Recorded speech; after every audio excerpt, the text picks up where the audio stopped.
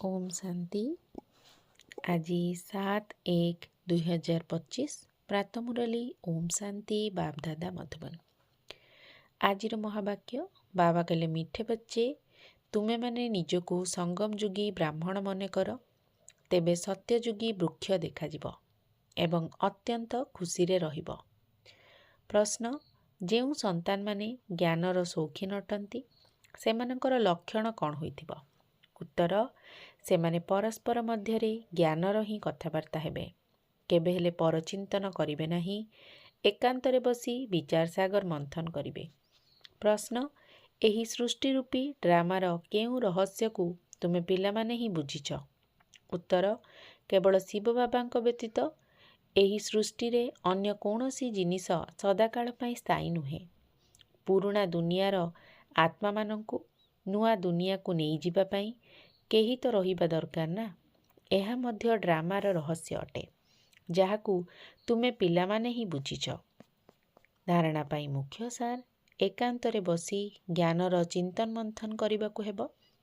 जोगर यात्रारे रही माया उपरे विजय प्राप्त करी कर्मातीत अवस्था को प्राप्त करिबाकू हेब।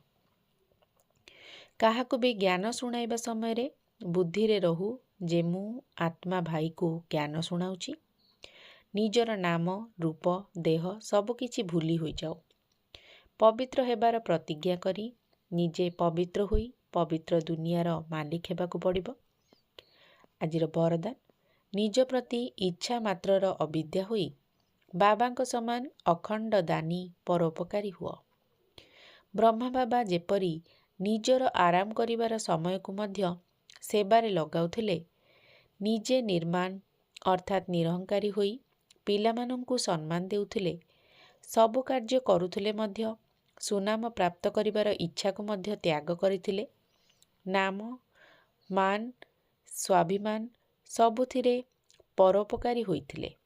निजर नाम प्राप्ति को त्याग करी अन्य मानकर नाम विख्यात कराइथिले।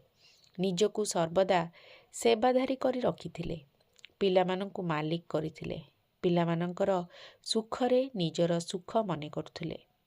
एई भली बाबांक समान इच्छा मात्रर अविद्या अर्थात मस्त फकीर होई अखंड दानी परोपकारी हुआ, तेबे जाई विश्व कल्याण कार्य रे तीव्र गति आसिब।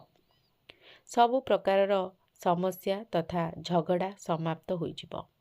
स्लोगान, ज्ञान गुण एवं धारणा रे सिंधु हुआ, स्मृति रे बिंदु हुआ। ओम शांति।